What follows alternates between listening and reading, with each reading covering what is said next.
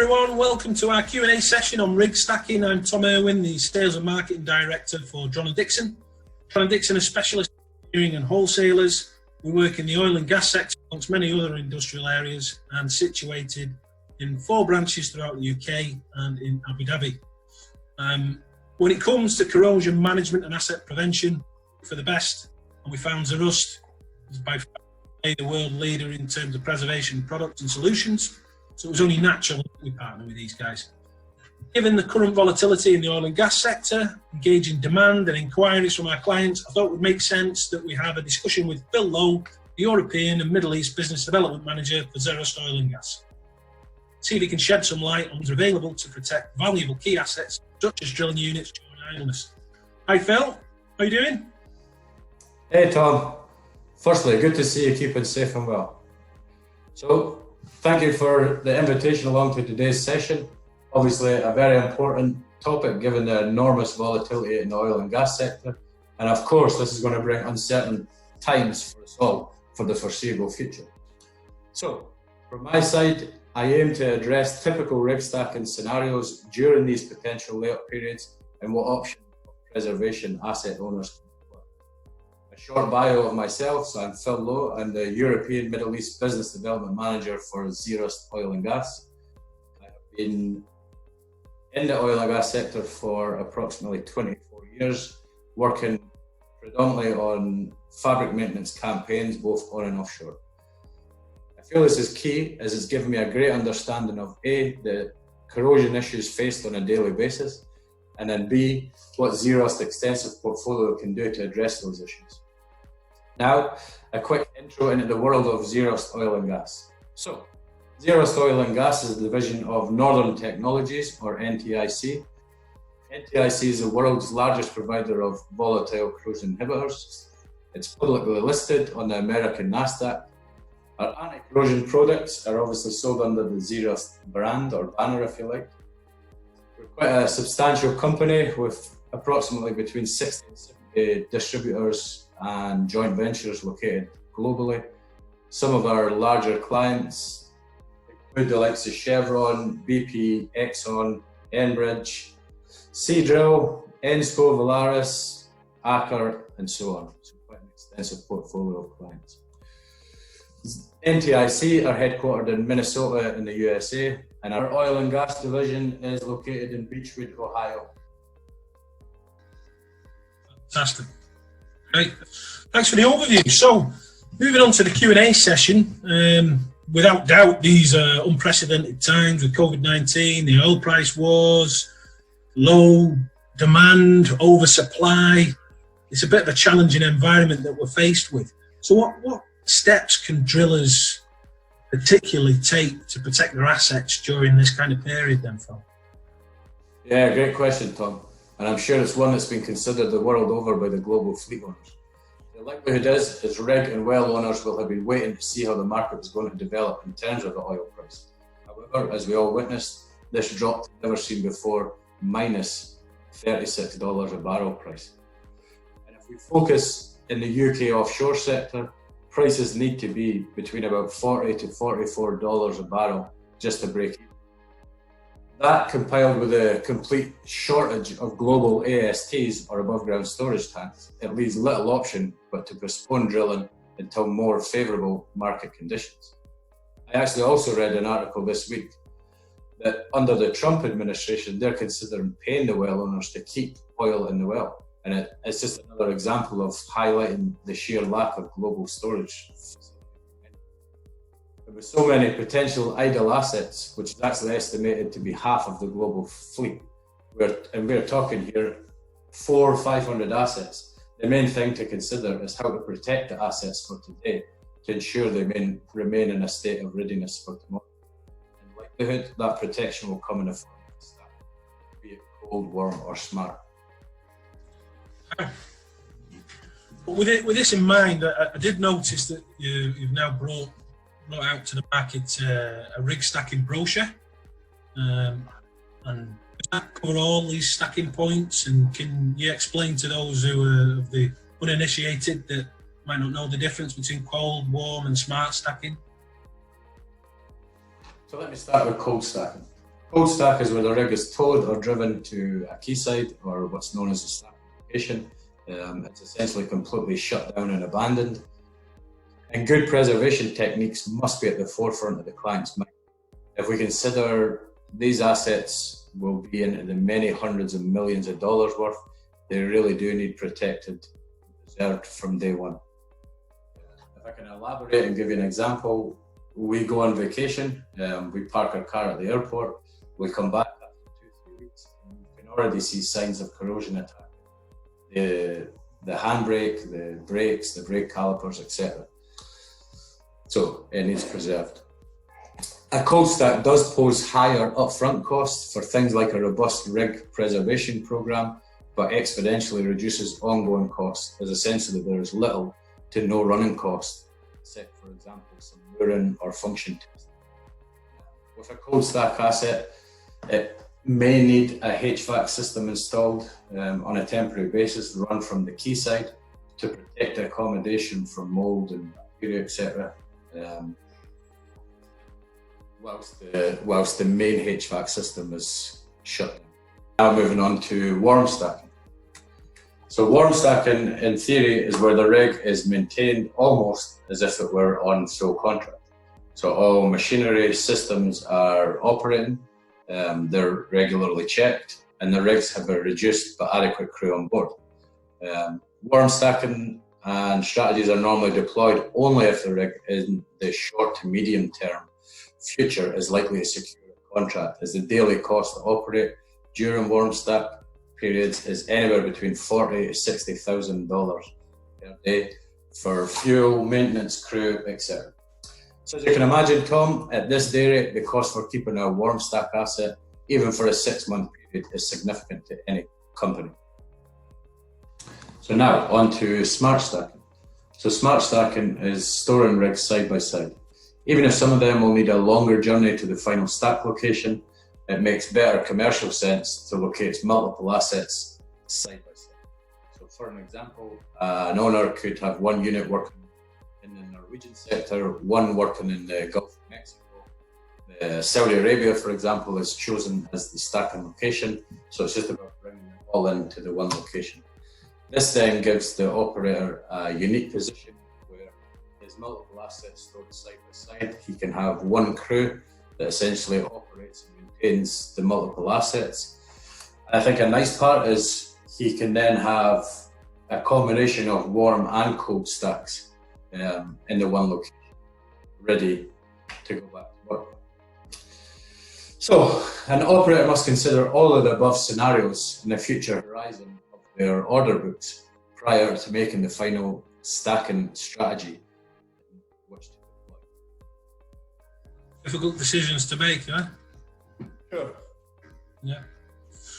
Well, I think I've noticed a few times now we've discussed these VCIs, and obviously it's a familiar phrase for many people in the industry. But for those that maybe aren't au fait with what VCIs are and how they work, could you explain that? Yeah, sure. So VCI stands for volatile or vapor corrosion inhibitor. So VCIs have been around for decades. They're globally recognized and adopted across multiple industries, from automotive to industrial and of course oil and gas. VCI is essentially a molecule. The molecules typically have a lighter than air pressure and will disperse to the metal substrate and provide a molecular layer of coating. So let me give you an example I personally like to present when I'm meeting with my clients. If we consider a car air freshener, once placed inside the vehicle, it emits millions of molecules and fills the space with fragrance. You don't see the molecules, but you do smell them. Once the car door is open, some of the molecules obviously escape, and when one's closed, the car air freshener replenishes and emits millions more, filling the space again. This is exactly how a VCI works. Once the air freshener is consumed, simply replace it. I have a little test kit, Tom, I'd like to share with you. Let me give you an overview. So inside here is just a small piece of steel wool. It's just 50% filled with normal tap water, and then if you look closely, you'll see a VCI sachet within. So the VCI sachet is a combination of VCI and also SCI, which is soluble corrosion inhibitor. So I love these little test kits, they're really neat. So it's showing you it's protecting the soluble and also the vapor space. I would like to add, this is now 1 year old. I have had clients that have had them on their desk for 5-6 years. This is one done again 1 year ago, and as you can see, it's a gooey mess. We'll just open it. You can see the steel wool is essentially non-existent. Here's a test I'd done about 4 days ago. So it's just showing you, you can hopefully make out the colour. Corrosion attack starting to form. So pretty poor state already. And I think it's a good overview of, if you consider an asset, it's built to be operational. So forms of idleness is not part of the remit, and you can see how quickly within these test kits, and imagine that magnified by millions on a full offshore asset. So good preservation is a must. Wow, incredible demonstration, that Phil, I have to say. Really good. What kind of equipment would you look to protect them VCIs? So VCIs come in many forms, from outdoor rated films, shrink wraps, waxes, greases, powders, additives, capsules, and so on. During a typical stack, all critical areas are addressed. Full operating systems such as the mud, hydraulic, fuel, engines are all treated with VCI additives. All external surfaces of equipment are typically dressed in a VCI coating. Safety critical items such as lifeboats, davits, fire oscillating monitors will also be dressed with protect with VCI films or coatings or a combination. Topside items such as BOPs, roughnecks, casing tongs, catwalks, and so on will be protected. Normally we work with our clients on an itemised equipment and system list. So for example, let's call it a shopping list. Then that forms the scope of work on those. Then by the client side and obviously our side, everything's clear on what's to be done and what's to be done. Normally we would survey the asset and work through the list and submit our technical recommendation on procedure to preserve each and every item on that list. However, during these times of restricted or non, and given our expertise in the field, we've been able to do this via video conferencing with clients. We are not sure, obviously nobody's sure when flights and stuff will go back to some sort of normality, so we have considered this. So we've put together a full preservation procedure that we can essentially furnish the clients with. We can ship the materials from our warehouse and guide the clients that they can do the preservation in-house themselves. I think that sounds like a really sensible solution there with the video conferencing, and obviously, you know, you're not delaying anything unnecessarily with the restriction on movement, which is obviously it's causing a little bit of difficulty for getting actually hold of these jobs and getting stuck into to the corrosion prevention in the meantime. So that's a great solution there. How long typically would you expect these VCIs to last? Sure. So VCIs will typically last 2 years across a stack and preservation program. Clients will likely function test specific equipment at scheduled intervals, and we ensure there is sufficient top-up materials, if you like, on board in order they can implement themselves. I would like to stress that if we think back to the car air freshener, after the 2 year mark, they're not just going to stop working. So you'll just start to see a decrease in the efficiency, and the VCIs will kind of like tailor off. So certainly around about the 2 year mark, I would be looking at replenishment again, like the car air freshener. That makes sense. So what are the typical steps involved to protect an asset from cold and warm stacking then that you would normally see? Sure. So essentially the same survey document then forms a scope of work document. Then that becomes the completion report. So it's just streamlining the full process so everybody understands that one document and what it's trying to do from start through to completion. There are many steps we take to document our work, from baseline through to completion. But rest assured, each individual item on the scope of work is addressed and will be fully documented. Normally, I like to put a tagging or identification system in place as well. So we tag a piece of kit, we write what we have done to that piece of kit on the tag, and then give the tag a number. That number then correlates back to the scope of work. I also highly recommend some monitoring options to evaluate the effectiveness of VCIs and preservation. So this can be a combination of coupons, corrosion coupons, or ER probes.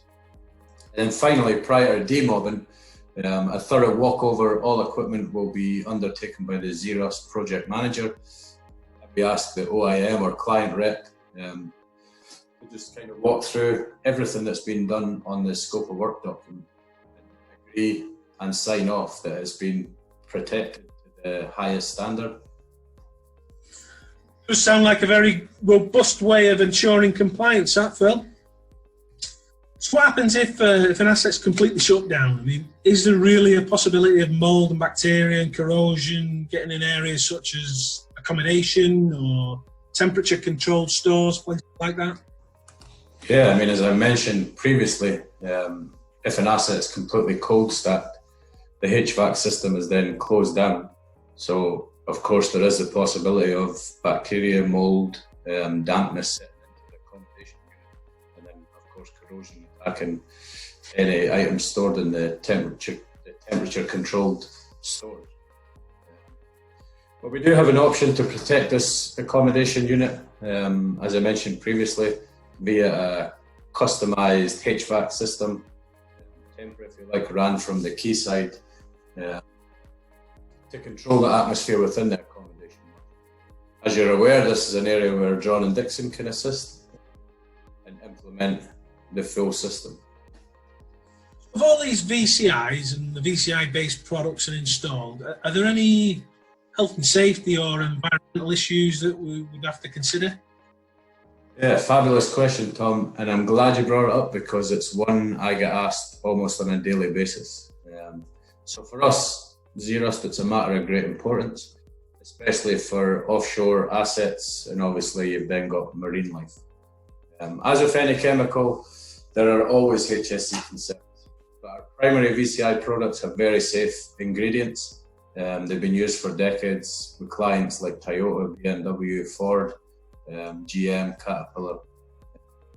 A few of our rig stacking products have OCNS approval, so obviously this means safe for marine life. And us as a company, we have very stringent safety protocols in place in terms of our installation manuals, and will ensure all PPE measures and steps are strictly adhered to. So, rig's protected. It's been stacked for a period of time. In the not too distant future, the industry returns again, and the rig wins a new contract. It needs to be reactivated. So what's the protocol? What's the steps of action that would be to be done there? Nice question to end the session, Tom. So if you consider the cost of the layup, a new drilling contract is obviously fantastic news for the owner. So when this happens, the operator just wants to get the vessel back to work as soon as possible. So we will work with the client in the timeliest of fashions to mobilise the asset, removing shrink films, wraps, any further physical evidence such as VCI capsules or sachets, etc. We'll then assist with the function testing of the engines, hydraulics, and then essentially sign off on the full preservation programme. We'll then conclude with a post-job debriefing with all stakeholders prior to departure, and this can all be completed in a matter of 3 to 5 days. Fantastic. I'm sure when we get to that point, we'll all be delighted as well, because the industry may be moving in the right direction again. Really appreciate all your time today. There's some really interesting stuff on there, and obviously it's stuff that, whilst we're all feeling the effects of COVID-19 and the limitations in terms of access, and obviously the low oil price and the knock-on effects for that, making sure that these rigs are preserved for when we are able to get to the other side of this is really, really important. So, yeah, really appreciate your time. Great insight there, and look forward to speaking again soon. You're more than welcome, Tom. I very much look forward to our continued unique offering and continue our discussions with clients. Hopefully today's Q&A session on rig stacking will be of valuable to asset owners during these unpredictable times. And again, thanks for your time and invitation and